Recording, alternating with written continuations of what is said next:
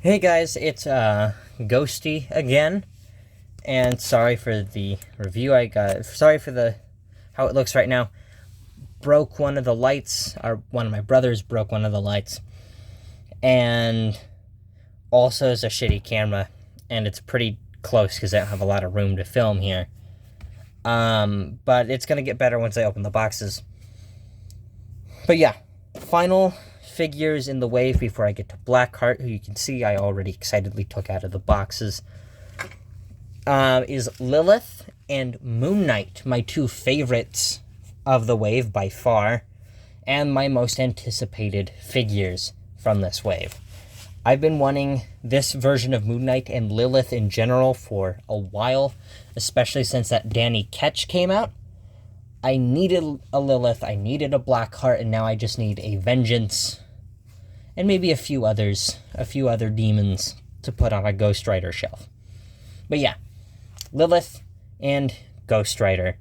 I wanted to talk for a second about these packages. So I'm going to say this again, just in case it's the only review that gets views. These new boxes we're getting from Hasbro suck so bad. They are so easily damaged. They scratch easily. The designs come off easily. I've only moved these a few times, and you can see well, actually you can't see because it's out of camera, but they're beaten up. And these little plastic tags that come on the boxes get ruined easily. See, I had to tape it back on. It's ripping on the other side. Even worse with Moon Knight. Just ripped it. So yeah, very disappointed with that. Kind of upsetting. But yeah, so these are the two classic comic-inspired figures. The other ones are a lot more modern. These ones are very much from the 90s or older. This is how Moon Knight looked in the 70s. 70s and 80s. And this is Lilith's design from the 90s, I believe. Which is exactly what I've been wanting. So I'm so glad I got them. And they're pinless. So I'll open up the boxes and show you guys what's inside. Alright, so for the accessories, Moon Knight comes with his staff, his moon darts. He gets 3 mini darts and 1 big crescent dart. I'm keeping them on the tape because if I take them off the tape, they will disappear forever, like the original Walgreens Moon Knight I got years and years ago when I was still in middle school. Yeah, I'm never finding those. They're gone forever. He comes with an Ankh, which is very cool, and then 2 fist hands. Finally, also wanted to mention, his item holding hands also have the knuckles and crescent on the glove. Finally, because the Target exclusive retro Moon Knight and the Walgreens Moon Knight, he just came with random item holding hands, the same ones that came with Diamond, which have sculpted fingernails. And finally they gave him new hands, because Hasbro does not give a shit. They don't care about you. They just want your money. And we'll buy anything, so they don't even make new hands, typically. A lot of the gloved characters have fingernails sculpted, and no one has said anything as far as I can see. Don't know why. But yeah, Lilith comes with, speaking of gloved hands with nails, 2 spellcasting / open hands, and then her cape, which I will put on right now, actually, because it kind of goes into her design. We'll move these out of the way and look at, first, Lilith, my second favorite of the wave. Hold on. You guys will not believe how horrid this setup is. I record on a tablet, and I prop the camera up on a prescription bottle of mine. Yeah. So yeah, here is Lilith Very, very cool character.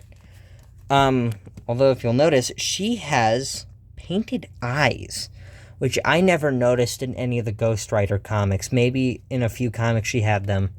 I don't remember that, but it looks awesome, honestly, for the character that she is, literally being a demon and a hellspawn. It's kind of cool, which is why I also don't mind her gloves having fingernails. Kind of just makes her look more monstrous, which is always good for characters like these, and a wicked cool detail I am so glad they included. And one thing, I think they put her in this wave because she was the villain of Midnight Suns, which came out a year or two ago. That game is ass. Everything is microtransactions, and the story's bad. The majority of Midnight Suns in that game aren't even Midnight Suns from the comics, but that's fine. It's just not my cup of tea. It's not really a good game in my eyes. But it means we got Lilith in a comic design in this wave, and she has the weird horns and the webbing-like hair in between them that slowly fades into a translucent color. It looks great. I love how disturbing this character looks. I'm all about creepy things, and I love the aesthetic of this chick. Fucking awesome. I love the purple they chose. Purple's my favorite color. And this dark purple looks great with the green, the chrome, and the white. Just all around a very good design. I thought those were earrings at first, but they are tufts of fur right by her ears. I don't know why she has those, or why she keeps those. Kind of a horrid fashion statement. But she is a demon, so I guess it's fine. One thing I will point out about this figure is the sloppy fishnet paint job. As you can see, there's a very thick line between the fishnets and the chrome boots. And then the sloppy connection right there on the upper thigh. Pretty sloppy, but I just try to ignore it because of how much I love this character and this figure. But it is very, very noticeable. I wish they would have sculpted the boots. Oh, they could have used Warbird's legs.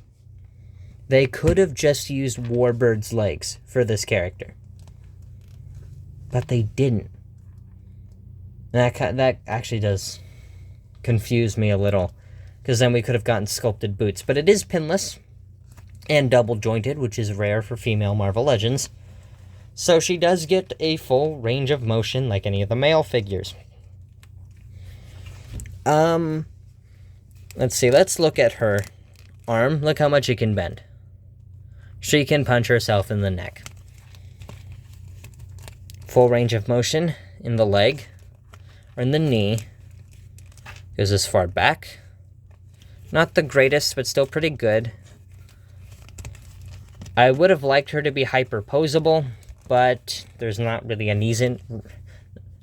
a reason for Lilith to have super articulation, but I would have liked it.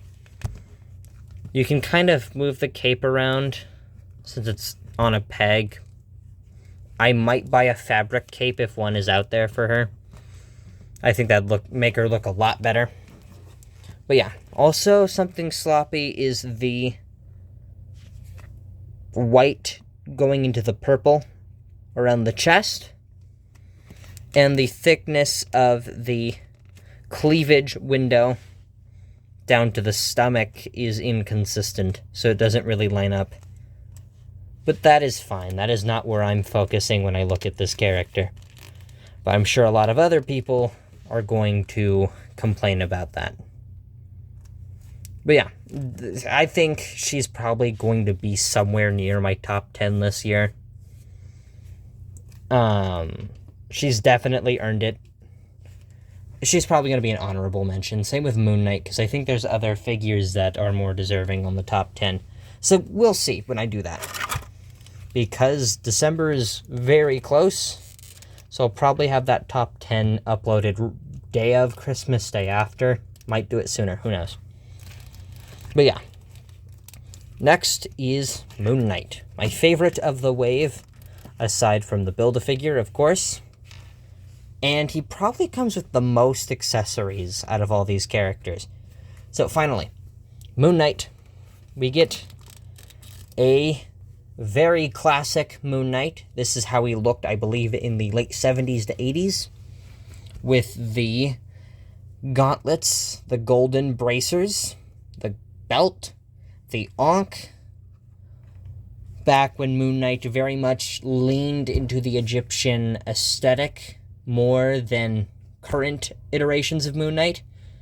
He used to be just very, very much Egyptian. And I liked it. I do like the scarabs and the Ankhs everywhere. Although, one thing I'll notice, and this is kind of me just being a fucking nerd, is that the chest symbol is wrong. It's not supposed... In this costume, it's not supposed to be a crescent. It's supposed to be an Ankh. And I'm sure there's a version of this costume where he does have the crescent on the chest, but because we already have so many other Moon Knights with the crescent, I would have preferred one with the Ankh, personally. But this is still cool. I do have, like, every single Hasbro Moon Knight, aside from the modern-looking one with the black suit. But I have the movie ones, and I have the retro and the Walgreens. Also, he comes with the X-Men 97 Magneto cape, which does look kind of weird with this figure, but it's cool. And they painted the inside black, which is the first time we've ever gotten that with a Moon Knight, I believe, aside from the Toy Biz one. So that is very cool. I like how imposing he looks in this design. I do have some of the other Moon Knights, of course, like I said, so I could probably swap the head if I want a white face, but he comes with the black face here. And I really, really liked this design, so I'm so glad we finally got him. Although I don't think he'll take the place of my Moon Knight on my street-level heroes in Marvel Knight shelf. I think I'll keep this guy in box for a later display that I'll do. But he's completely pinless on the Spider UK body. Good range of motion, and because he's pinless with a harder, stronger plastic, he doesn't warp in the heat. His legs, especially his knees, are very strong, which is an issue I have with the Prowler on this body mold. And a few other figures on this body is the joints, especially the arms and legs, being incredibly weak. And oh, I even noticed the paint mishap. He has black paint on his foot. You could just hit that with some acetone. Also, look at the inside of the cape. Someone's been scribbling in there, it looks like. I don't know even what to do about that. Also, the black cuts off. But yeah, it's not too bad. Not too bad. I'm kind of ignoring the flaws for now. Because of how much I like this character in this figure. Also, they painted the neck black, too. So you can't see the neck, really, inside of the hood, which I think was a very good call. Overall, I think this is the best Hasbro Moon Knight, depending on who you ask. If you ask me, it's my favorite. It's the best. So I'm yapping, so I'm going to end this video. I will leave links down to each of the figures in the comment sections for these videos. Next, I'm going to be talking about Moon Knight and ranking my favorite figures. And after that, I'll be doing probably... I think next I'll be reviewing Wolverine and Superior Spider-Man separately. I have the Rogue and Destiny 2-pack. I have Phoenix, I have Odin, I have Quicksilver. So who knows who I'm going to do next. I also have the Vulture and Spider-Man 2-pack, which I forgot to review, actually. So, a lot of reviews coming. I will try to upload one a week until the end of December, and then I will go back to my hovel. and sleep once again for many moons in my coffin until I impulsively buy hundreds of dollars of action figures again. So, you guys have a great night. I don't know what I'm going to do now. This is kind of the only thing I had planned today. Good night.